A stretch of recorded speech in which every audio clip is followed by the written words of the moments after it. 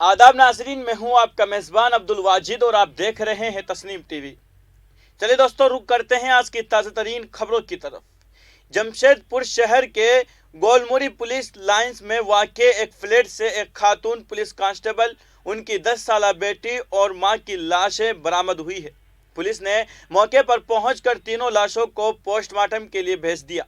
इस ताल्लुक से मकामी एसएसपी ने खदशा जाहिर किया है कि तीनों खवातीन को कत्ल किया गया है। उन्होंने कहा है कि फराज़ीन टीम तहकीकात कर रही है।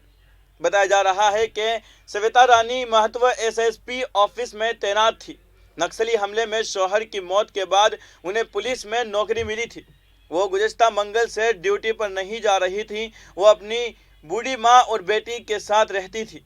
पिछले 2 दिनों से उनके घर को बाहर से ताला लगा हुआ था। घर पर ताला लगाने से मोहल्ले वालों को शक हुआ। जुमेरात को घर से बदबू आने पर लोगों ने पुलिस को इत्तला दी। उसके बाद पुलिस मौके पर पहुंची और घर का ताला तोड़ दिया। घर में 3 लाशें पड़ी थी। इस पूरे मामले में जमशेदपुर के एसएसपी प्रभात कुमार ने बताया कि कमरे में लेडी कांस्टेबल सविता, उनकी मां और बेटी की लाशें मिली है, जिस्म पर हमले के निशानात हैं। इब्तिदाई तौर पर यह कत्ल का मामला लगता है। फॉरेंसिक टीम काम कर रही है। जासूसी कुत्ते का इस्तेमाल किया जा रहा है। पुलिस तमाम पहलुओं पर तफ्तीश कर रही है।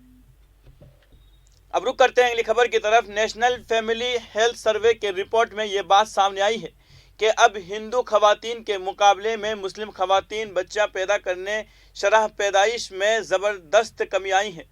सिख खवातीन में इस शरह में इजाफा हुआ है। साल 2019 से 21 में हिंदू खवातीन में यह शरह बढ़कर 2.29, मुसलमानों की 2.66, सिखों की 1.45 और दीगर 2.83 हो गई है।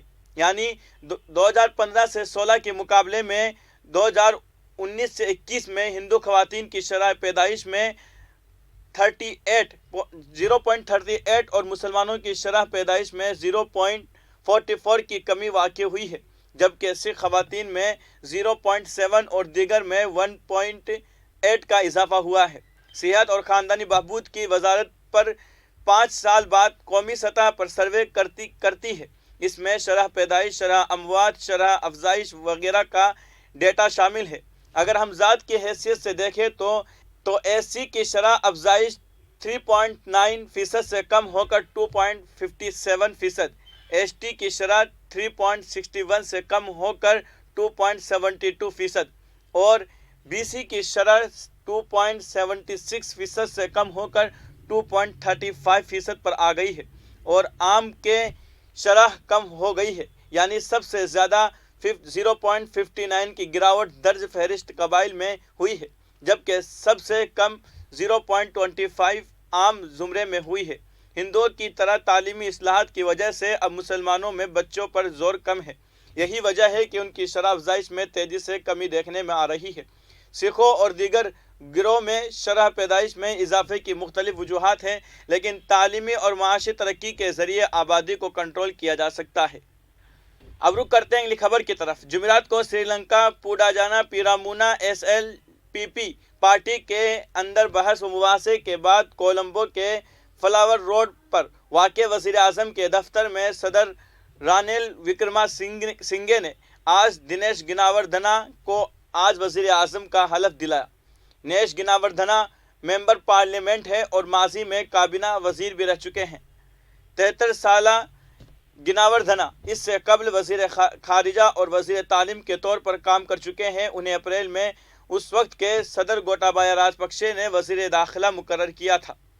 वज़ीर आज़म का ओहदा इस वक्त खाली हुआ जब 73 साला विक्रमासिंघे ने जुमेरात को मुल्क के 8वें सदर के तौर पर हलफ उठाया, जब गोटाबाया राजपक्षे मुल्क से फरार हो गए और फिर सदर के ओहदे से मुस्तफ़ा हो गए। विक्रमासिंघे ने मुल्क को दरपेश माशी बहरान से निमटने के लिए 2 तरफ़ा ताल्लुकात पर जोर दिया है।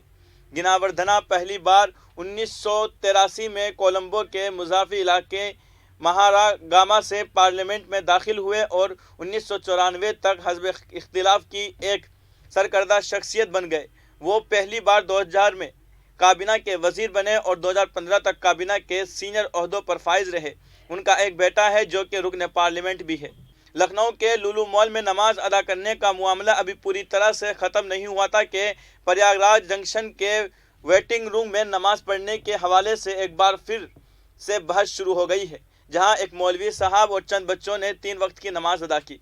तफसीलात के मुताबिक रेलवे पुलिस को इत्तला मिली थी कि महानंदा एक्सप्रेस ट्रेन से नाबालिग लड़कों को बच्चा मजदूरी के लिए ले जाया जा रहा है, जिसके बाद पुलिस ने चंद बच्चों और उनके साथ एक मौलवी साहब को ट्रेन से उतारकर प्रयागराज जंक्शन के वेटिंग हॉल में ठहराया।